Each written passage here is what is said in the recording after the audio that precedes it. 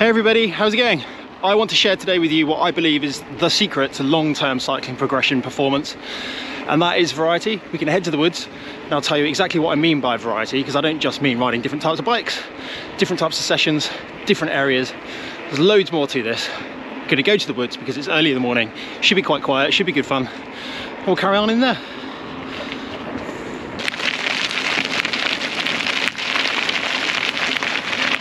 I'm going to start by saying I'm slightly biased to being a big fan of variety in the world of cycling, because I love riding e-bikes, gravel bikes, mountain bikes, road bikes, even penny farthings, time trial bikes, whatever it is. Just two wheels, it gives me a feeling that I really enjoy. The only thing I don't like is my little boy's BMX, and that's just really short and nervous and doesn't give me any confidence whatsoever, but he rips around on that little thing. Anyway, the main reason I think variety is really important is ultimately, no matter how long you do something for, and no matter how much you love it, at some point, it's just all a bit samey. And then people kind of stagnate, performance doesn't continue to improve, the enjoyment starts to disappear because the performance isn't improving, and it's no longer this exciting buzz of progression. It just gets a bit samey. And I think that's one of the most important reasons why it's important to mix it up, because you want to avoid that. If you want to continue progressing, you have to continually change how you're progressing. Isn't the definition of insanity expecting a different outcome from the same input? Something like that, isn't it? Quite a famous quote. And that's the same for your fitness, for your cycling, for your technical skills. If you just do the same thing the whole time, you're never going to progress. Simply by doing a different discipline in the world of cycling, doing a different sport, a different type of training, you know, maybe going for a run, it'll increase your cardiovascular fitness a little bit, strengthen the bones in your legs as well through the impact, going to the gym, lifting weights. All of these things are going to help you improve that little bit in a different way, but it still benefits your cycling performance, your fitness. And then if you talk about the technical aspects, doing different sports is good for coordination, for reactions, things like that. I've gone way too hard up there. Unzip. It's also a lot warmer than I was expecting. Things like that are really, really good for your personal development as well. Like, it goes so much further than just being good on a bike and just being good at what it is you want to do. Like, if you can increase your skill set to be wider than what you really need, you'll always have something in reserve, meaning it's going to be that little bit easier. I mean, I wouldn't take up a ball sport. I have zero coordination for that sort of thing, but I can ride a bike and I can see where things are going speed wise, so I apply that to my riding instead. And because of that, I like to ride off road a lot. It's away from the traffic when the roads get busy in the summer where we live. And that takes me on to reason number two. Sometimes, depending on where you live, it might be beneficial to try and do a different sport anyway. Like, a lot of us are road cyclists that watch these videos, and a lot of our roads aren't consistent throughout the seasons. Sometimes they'll be busier, sometimes they'll be icier, more dangerous. All of these reasons mean that it might be good to either have another hobby, another sport, another type of fitness that you enjoy, or simply another type of cycling. So when it gets busy here in the summer, because it's really touristy, it's a lot more enjoyable to either go out really early in the morning or to go out and ride off road and find new routes. And it's a proper explore, because ultimately spend a lot of time riding the same roads, and it's only really when you head out and explore properly that you discover new things, new places. And that, keeping it new, is a proper buzz. I quite enjoy that change. We're going to head up along here at the end of the woods. I'll put around a little single track loop. This time last year, or a couple of months earlier, I was trying to do maximum 20-minute efforts here. Riding as fast as you can for 20 minutes off road is so different to on the road. The power is so much less. There are so many more aspects that you have to take into account. You know, the slip, the slide, you can't sit on the saddle in the same way. It's a fun challenge.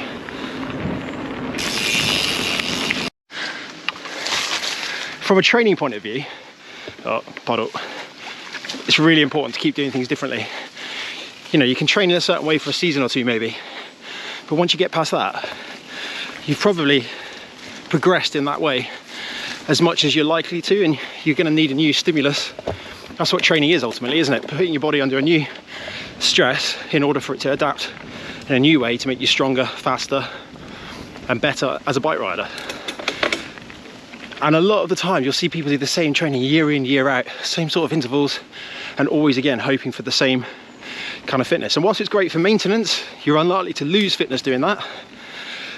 It's not great for actual progression, and therefore it's really good to either add variety into your training, do something different, even if you only do it for a few months, you know, add in some sprints, add in more time tri efforts if you never do them, simulate hill climbs, things like that, just to keep your body not so much guessing, as that's kind of implying that it's a bit haphazard, but just search for new intervals on the internet. There are so many great training resources on the internet now that you can find new and fun sessions. Even if you don't like them, just do them a couple of times and you'll notice the benefits quite quickly.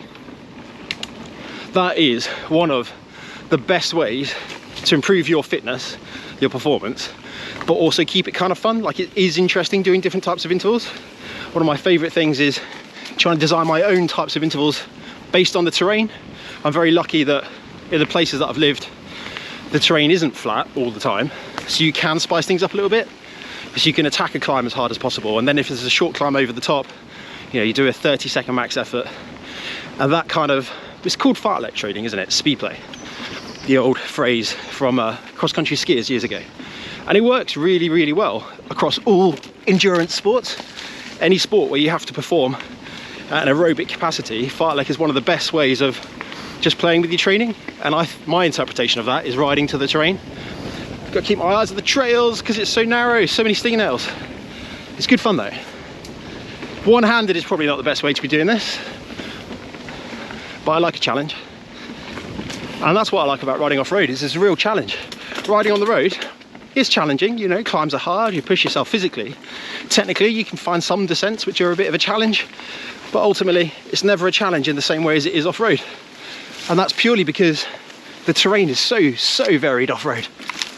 There's a bit of a sense of variety here.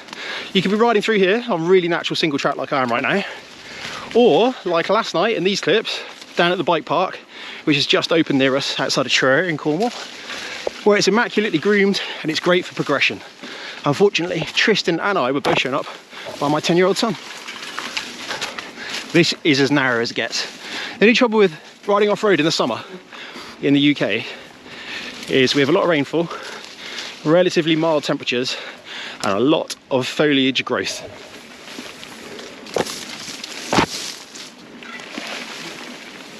But as I always tell my wife and kids, enjoying the ride is secondary to skin loss and skin irritations from plants. It's just my perspective of it. It's going to happen. You have to embrace it.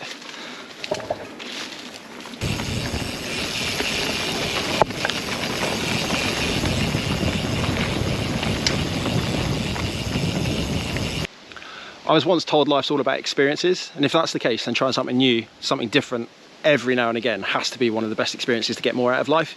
You meet new people, they have new perspectives on things, different perspectives from the people you normally ride with probably. It's a completely different social interaction. Like when you go off-road riding for a start, other sports are going to be the same. It's much more stop and start than on the road. Like on a road ride, I would never really consider stopping ever. Whereas on a mountain bike, you stop after every little downhill run, you talk, you wait for each other to regroup, then you go again. It is more social, and in a way it's kind of more encouraging for newcomers to the sport, because pick the mud out of my eye, because you don't want to feel like you're, you know, being left behind, do you? And often on the road that can be the case, I think. I might be wrong. It's just nice to try different things, whether that's going to a gym, whether that's going running on a beach, whether that's trying a different sport altogether. Like, I don't know, if people play five-a-side football and they look perfectly happy, things like that. I just think it's really important to keep trying different things. I've restricted myself to cycling. I've already acknowledged that other sports don't bring me as much happiness as this does. I just really love the feeling of being on two wheels. But because there are so many different disciplines in cycling these days, much more than there used to have road riding and mountain biking, and it was all a bit of a blur in between. There was no distinction between the different disciplines of mountain biking in the way that there is now. Same for gravel and road and cyclocross and all these different things. It's just fun. Fun on bikes is what life is all about for me. I'm not sure if this is going to come across on camera very well, but I have wide feet, and for the first time I have shoes made to measure, and it's a massive transformation. Not sure that's coming out too well.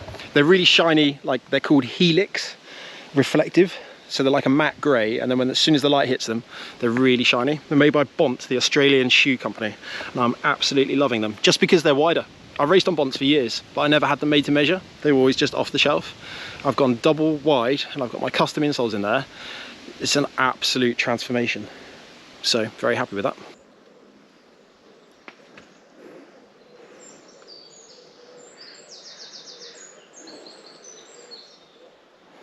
I think no matter who we are, there's always something that we can do to improve ourselves, improve what we do in sport, what we do in life. To me, sport is the ultimate example of that. You can see changes and progression really easily. In life, probably a little bit less so. Sport's so measured. You have a power meter, a heart rate monitor, a GPS device. It's telling you how fast, how far you're going, how well you're performing. In life, we don't have those markers in the same way. So I think it's important to have a hobby where you can measure yourself. You can see that progression, but then you can apply that to the rest of life. It's not just physical, it's a mentality. It's also just that psychological aspect of I'm thinking in a certain way, I'm applying myself in a certain way, I'm breathing deeply, I'm trying hard. I think that's what's important, is you wake up with a motivational goal every day, something that you really want to get out of bed for. I think that's ultimately what's really important, isn't it?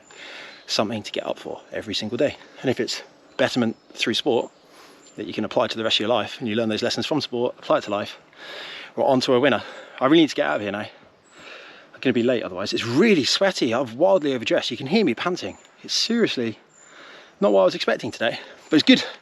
I'd rather it's like this. It's been so cold recently and miserable. It's not been summery weather. I've gone the wrong way up the trail on purpose. It's a lot more fun going the other direction, as you'll see in these clips, but it's good getting this way as well.